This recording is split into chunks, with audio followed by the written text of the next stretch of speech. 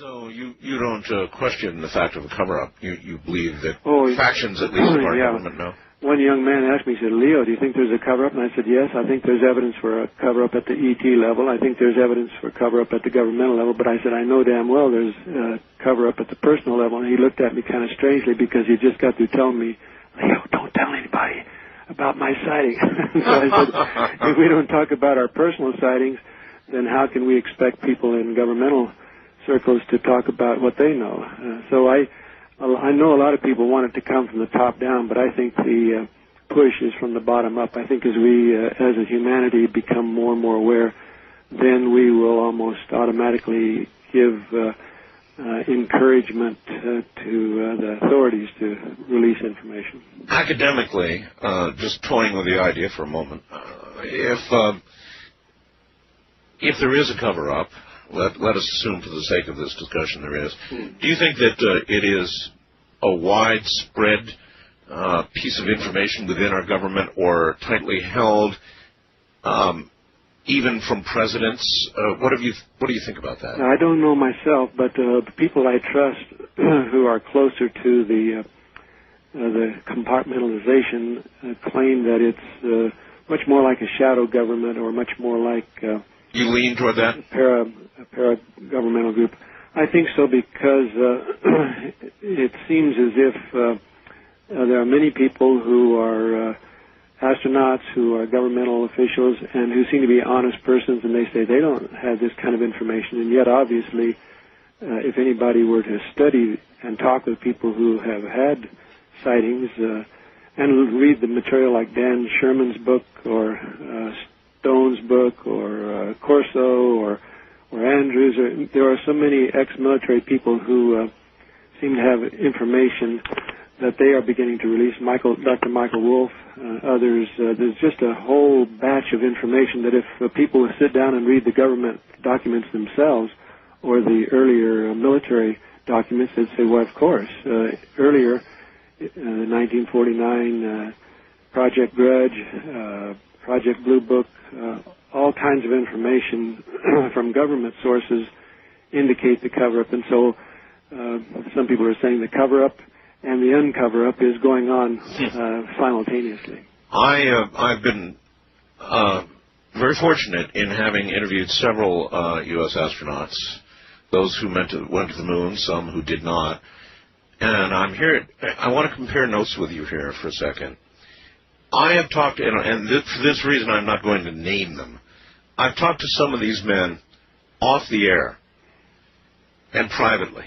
Mm-hmm. And boy, oh boy, do they have some stories to tell.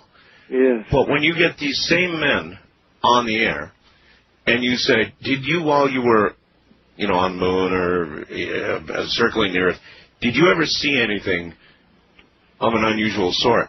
No. I didn't see anything like that.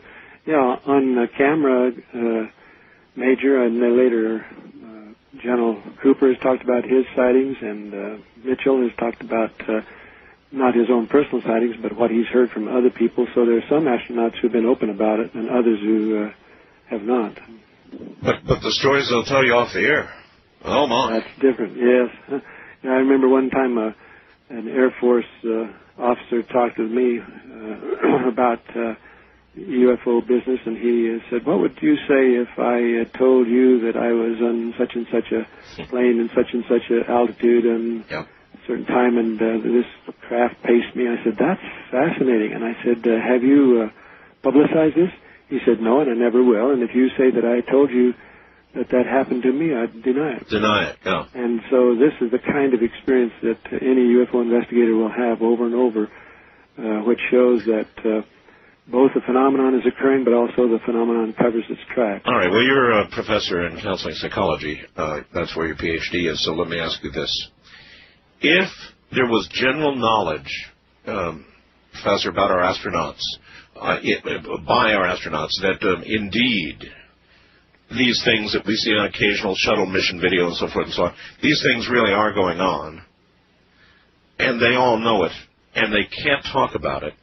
The history of our astronauts is a rather interesting one, full of life difficulties, psychological problems, drinking problems, is it possible that they are holding information that they are forced to hold and that it's affecting their lives in a very, very negative way?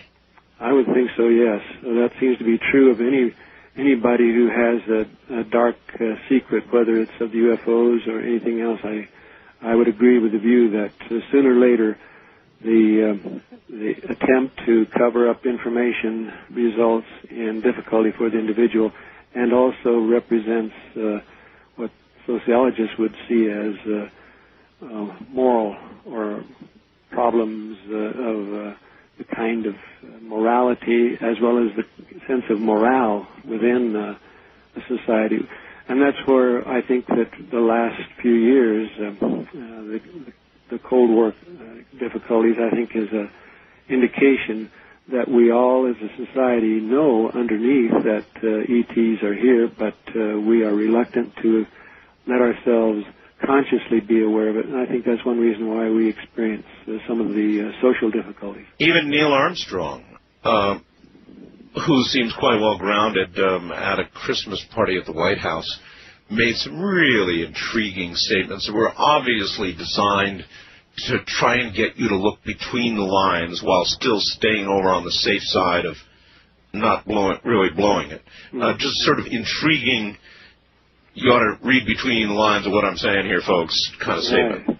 Well, President Carter and President Reagan and others have talked about the possibility of ETs in a kind of a lighthearted, off-the-cuff manner. Yes. But, of course, we don't hear any official information. We haven't heard any official information since the Kennedy administration when Secretary of Defense McNamara said there is no, what did he say, something like no national security threat? National security threat from reports of unidentified flying objects. In other words, the reports wouldn't be a threat to our national security. But I was always wondering how they define national security. I had people from silos, missile silos, Professor, who said that their missiles were disabled. That was in this country, and I interviewed those fellows. Now, if disabling nuclear ICBM missiles is not a threat to security, then I would like their definition of what security is. You're welcome to call me Leo if you wish. But yes, indeed, it seems as if the question of security is it military security or is it our sense of personal and mental security? Or is it the security of their secret from us? All right. Leo, hold on. Somehow somebody with a doctorate deserves a professor title. And he does, so I'll see what I can do. I don't know. That's pretty informal. I'm Art Bell, and this is Coast to Coast AM.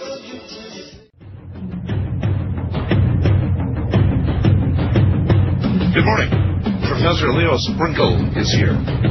He's been around a long, long time investigating the kinds of things that we talk about on this program. He knew Dr. Sagan, and I'm going to ask him about Dr. Sagan in a moment. Somebody who was on some boards with him. So we'll ask about Dr. Sagan, because he's a pretty interesting topic. All right, back now to Professor Leo Sprinkle, and welcome back. Here we are again. You served on some committees, I guess, with Dr. Sagan, Carl Sagan? I was in a panel discussion, NBC TV program in 1966, and Dr. Jim McDonald and Carl Sagan and a couple of science writers, we were interviewing Betty and Barney Hill. And at one point, Carl Sagan, in his charm, he said he was showing his skepticism toward Betty's description of what happened to her on board the craft as revealed through hypnotic sessions with Dr. Benjamin Simon, a Boston psychiatrist. And he said, "Now, Mrs. Hill," he said, "we're all amateur psychologists." And he looked over at me and he said, "Oops, sorry about that." And I said, "That's all right. My friends think I'm an amateur psychologist." He was about to tell her what she had experienced, which I find just both charming and arrogant. He was a brilliant man, and he contributed in so many ways, but he was obviously, in my view, like Dr. Menzel Dr. Condon, people who had information that they weren't, for whatever reason, weren't revealing to the rest of us.